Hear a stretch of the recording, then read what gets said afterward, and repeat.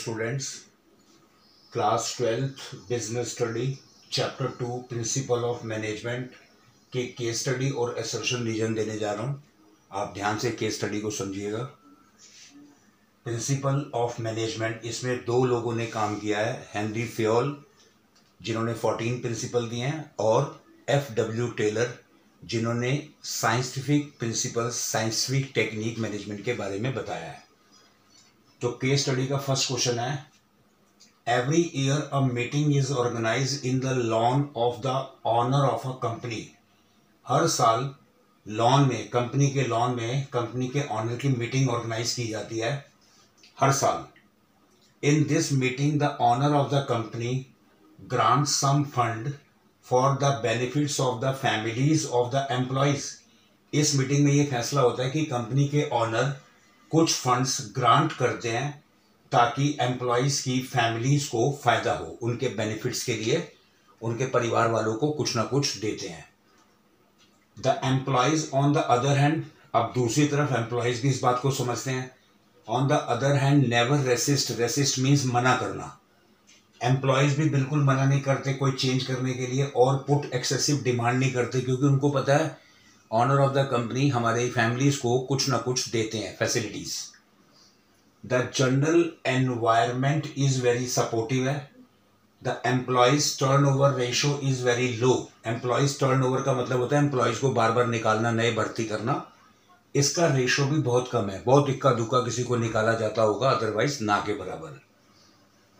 इस केस से रिलेटेड दो क्वेश्चन है। Which concept of management is discussed here.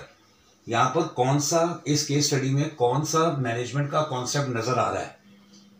इसमें मेंटल रिवोल्यूशन नजर आ रहा है, क्योंकि ऑनर ऑफ द कंपनी और कंपनी के एम्प्लॉयज दोनों के दिमाग में एक चीज चल रही है। ऑनर अपने एम्प्लॉयज की फैमिलीज को कुछ ग्रांट देते हैं, तो दूसरी तरफ कंपनी के एम्प्लॉयज भी इस बात को समझते हैं कि कंपनी के ऑनर हमारे परिवार को कुछ ना कुछ फैसिलिटीज दे रहे हैं। तो दोनों के दिमाग, मेंटल रिवोल्यूशन यहां काम कर रहा है। दोनों अपनी अपनी जगह पर ओके हैं, परफेक्ट हैं। सेकंड पार्ट है, विच principle of management will be easily followed. यहां पर कौन सा मैनेजमेंट प्रिंसिपल मैनेजमेंट फॉलो हो रहा है। यहां पर हेनरी फ्योल का स्टेबिलिटी ऑफ पर्सोनल फॉलो हो रहा है, कि इसका मतलब है कि इस कंपनी में जो पर्सोनल यहाँ पे एम्प्लॉयज रखे गए हैं वो स्टेबल हैं, उनकी टर्नओवर नहीं हो रही, क्योंकि दोनों समझते हैं, ऑनर भी और एम्प्लॉयज भी, इसलिए यहां पर स्टेबिलिटी पर्सोनल की यानी एम्प्लॉयज की बनी हुई है, स्थिरता बनी हुई है। सेकंड केस स्टडी का है, Mohan works as a manager. Mohan एक कंपनी में मैनेजर के तौर पर काम कर रहा है। He is very hard working, बहुत मेहनती है, but is unable to produce result for his organisation. लेकिन वो अपनी ऑर्गेनाइजेशन के लिए रिजल्ट नहीं दे पा रहा। His target for last month was the sale of 10 lakh rupees. पिछले महीने का उसका टारगेट 10 लाख रुपया महीने का था, but this month the sale is only 8 lakh rupees. लेकिन इस महीने उसका टारगेट घटकर 8 लाख रुपया रह गया। He is very regular. Mohan regular भी है and takes all the necessary steps to complete the target, और सारे नेसेसरी स्टेप्स उठाता है टारगेट पूरा हो जाए। बट लास्ट मंथ 10 लाख का टारगेट, इस महीने 8 लाख का, तो ऐसा क्या हुआ। When he tries to take action against disobedient employees, जब उसने इस बात की कोशिश की कि अपनी ही ऑर्गेनाइजेशन के डिसओबीडिएंट एम्प्लॉयज की, यानी जो कहना नहीं मानते प्रॉपर, उनके खिलाफ अगर एक्शन लेने का इसने कोशिश किया, तो top management doesn't allow him to do so. लेकिन टॉप मैनेजमेंट ने उसे मना कर दिया कि नहीं, वो ऐसा नहीं करेगा। यहां पर एक क्वेश्चन इस केस स्टडी से related, which principle of Fayol, Henry Fayol का कौन सा प्रिंसिपल वायलेटेड हो रहा है हियर बाय द ऑर्गेनाइजेशन के द्वारा। तो यहां पे अगर पूरे केस को ध्यान से देखें तो हेनरी फ्योल के जिस प्रिंसिपल का वायलेशन हो रहा है वो है अथॉरिटी एंड रिस्पॉन्सिबिलिटी, यानी टॉप लेवल अपनी अथॉरिटी और अपनी जिम्मेदारी को नहीं समझ रहे हैं। वो मोहन को रोकते हैं कि वो अपने जो स्टाफ के मेंबर है उनके खिलाफ कोई भी कदम ना उठाए, तो इसी वजह से ये प्रिंसिपल वायलेट हो रहा है। case study, 20 new employees have started their career in ABC Limited. 20 नए एम्प्लॉय आए हैं ABC लिमिटेड कंपनी में अपना करियर स्टार्ट करने के लिए. The employees are new. अब एम्प्लॉयज नए आए हैं.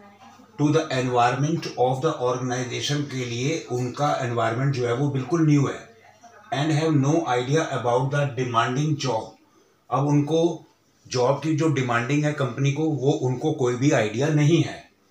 The management has decided.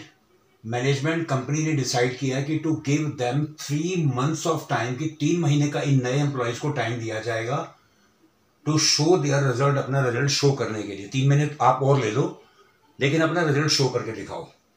Which principle of Fayol. Henri Fayol का कौन सा प्रिंसिपल यहाँ फॉलोड हो रहा है. How does this principle help the organisation. 2 question हैं. कौन सा प्रिंसिपल हेनरी फियोल का फॉलो हो रहा है और इससे क्या हेल्प मिलती है ऑर्गेनाइजेशन को.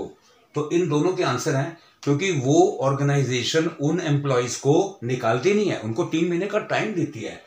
तो हेनरी फियोल का प्रिंसिपल जो फॉलो हो रहा है वो है स्टेबिलिटी ऑफ पर्सोनल, यानी उनको रोक रही है, कोई बात नहीं आप काम करो, अपनी परफॉर्मेंस टारगेट पूरा करो. और ये प्रिंसिपल कैसे हेल्प कर रहा है. By reducing employees turnover. उनको निकाला नहीं जा रहा, बार बार निकाल कर नए एम्प्लॉय लाना, फिर उनके साथ भी वही प्रॉब्लम, एडजस्ट नहीं हो रहे, फिर उनको निकालो, फिर नए लाओ. तो ऐसी प्रॉब्लम को दूर करने के लिए जो टर्नओवर है वो कम होती है. Rohan is a manager of a mall. Rohan mall का एक मैनेजर है. इज वेरी कैपेबल, काफी कैपेबल है. As he utilises all the function of management, के सारे फंक्शन को यूटिलाइज करता है, बहुत अच्छे से निभाता है. ही ले stress on developing mutual trust. ये इस बात पर भी जोर देता है कि म्यूचुअल ट्रस्ट और spirit of cooperation Among Us the employees के बीच में एक आपसी विश्वास और एक स्पिरिट फीलिंग बनी रहे. अंडर हिज गाइडेंस, इसकी गाइडेंस में यानी रोहन की गाइडेंस में, the employees admit that they learn a lot. Rohan की गाइडेंस में जो एम्प्लॉयज हैं वो काफी कुछ सीख जाते हैं and are able to meet their target, और अपना टारगेट पूरा करने में सक्सेस हो जाते हैं. This has led to increase in their salaries. इसी वजह से उनकी सैलरी भी बढ़ती है एम्प्लॉयज की. Identify the principle of Fayol. Henri Fayol का कौन सा प्रिंसिपल है आप इसमें पहचानो कि जो फॉलो हो रहा है बाय द मैनेजर, यानी रोहन फॉलो कर रहा है इन द अबव केस में. वो है एस्पिरिट डी कॉर्प्स. तो आपने क्या देखा, एस्पिरिट डी कॉर्प्स हमें म्यूचुअल ट्रस्ट और स्पिरिट ऑफ कोऑपरेशन में नजर आ रहा है. वो अपने एम्प्लॉयज के साथ पूरा तालमेल रखता है, उनके ऊपर विश्वास करता है, उनको अपना विश्वास देता है, अपना उनका विश्वास लेता है. तो Spirit D corps Henry Fayol का प्रिंसिपल यहाँ फॉलो हो रहा है. इसका मतलब है एंथुसियाज्म, डिवोशन और इंस्पिरेशन की फीलिंग यहाँ पर दोनों में, एम्प्लॉयज और रोहन जो मैनेजर है दोनों के बीच में नजर आ रही है. First question, assertion. The overall pay and compensation should be fair to both employees and organisation. Overall pay means salary जो भी है, और कॉम्पनसेशन, जितना भी पे और कॉम्पनसेशन है वो शुड बी फेयर, अच्छा होना चाहिए एम्प्लॉयज के लिए भी और ऑर्गेनाइजेशन के लिए भी. ये है असर्शन. आपने सुना, अब आप रीजन सुनिए. द एम्प्लॉयज दोनों के लिए अच्छा होना चाहिए, ओवरऑल पे एंड कॉम्पनसेशन दोनों के लिए अच्छा होना चाहिए. फेयर मीन्स अच्छा. Reason, the employees should be paid fair wages. Employees को फेयर वेजेस पेड करनी होती हैं, which should give them at least a reasonable standard of living, ताकि वो रीजनेबल स्टैंडर्ड ऑफ लिविंग बिता सकें, रीजनेबल स्टैंडर्ड ऑफ लिविंग से जीवित रह सकें. ये गलत पॉइंट है. यानी both A and R are true तो ठीक है, लेकिन आर इसका करेक्ट एक्सप्लेनेशन नहीं है, क्योंकि यहां पर फेयर की बात अगर करता है तो ये उसको ओके नहीं करता. यहां तो वो कह रहा है रीजनेबल स्टैंडर्ड ऑफ लिविंग, तो आर उसका करेक्ट एक्सप्लेनेशन नहीं है। असर्शन रीजन का असर्शन है managerial principles are guidelines for managerial action. ये कह रहे हैं कि जो मैनेजरियल प्रिंसिपल होते हैं, जो टॉप लेवल के मैनेजर प्रिंसिपल बनाते हैं, सिद्धांत बनाते हैं, वो मैनेजरियल एक्शन के लिए गाइडलाइन होते हैं। रीजन में कहता है values are not guidelines for human behaviour. जो वैल्यूज हैं वो ह्यूमन बिहेवियर के लिए गाइडलाइंस नहीं होती। वैल्यूज मतलब जो भी इंपॉर्टेंट वैल्यूज हैं वो ह्यूमन बिहेवियर के लिए गाइडलाइन नहीं होती। तो यहां पे आंसर क्या बनेगा? A is true but R is false. R इसलिए फॉल्स है क्योंकि वैल्यू को ये गाइडलाइन नहीं बता रहा, जो कि गलत है। वैल्यूज तो गाइडलाइन होती है। थर्ड असर्शन रीजन, असर्शन है an organisation consist of superior and subordinate. एक कंपनी में, एक ऑर्गेनाइजेशन में सुपीरियर और सबऑर्डिनेट एम्प्लॉयज दोनों होते हैं। Reason, the formal lines of authority from highest to lowest ranks are known as scalar chain। कि जो फॉर्मल लाइन अथॉरिटी की है, टॉप से हाईएस्ट से नीचे बॉटम की तरफ, लोएस्ट रैंक की तरफ, उसे हम स्केलर चेन कहते हैं। तो ये दोनों बातें ओके हैं, बहुत A and R are true, but R जो है is not the correct explanation of A।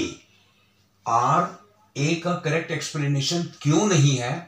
क्योंकि एक ऑर्गेनाइजेशन में अगर सुपीरियर और सबऑर्डिनेट होते हैं तो formal line of authority highest से लोएस्ट रैंक की तरफ जाता है, जिसको स्केलर चेन कहते हैं। स्केलर चेन में तो ये भी जुड़े होते हैं, एक पूरी लाइन, एक जो अथॉरिटी की लाइन है। तो इसलिए दोनों ट्रू तो हैं, लेकिन R उसका करेक्ट एक्सप्लेनेशन नहीं है। सेंटेंस दोनों ठीक है। तो बच्चों, ये बिजनेस स्टडी के चैप्टर 2 की क्लास 12th की second chapter principle of management का पार्ट 1 है, जिसमें मैंने आपको कुछ केस स्टडी और असर्शन रीजन दिए हैं। ये केस स्टडी और असर्शन रीजन सफिशिएंट नहीं है, बहुत और भी हैं, बहुत सारे। आप चैप्टर की रीडिंग अच्छे से कीजिए। अभी पार्ट 2 में, नेक्स्ट वीडियो में, मैं आपको इसी चैप्टर के प्रिंसिपल ऑफ मैनेजमेंट के कुछ इंपॉर्टेंट क्वेश्चन की लिस्ट और MCQ दूंगा। आप तब तक इसे रिवाइज कीजिए।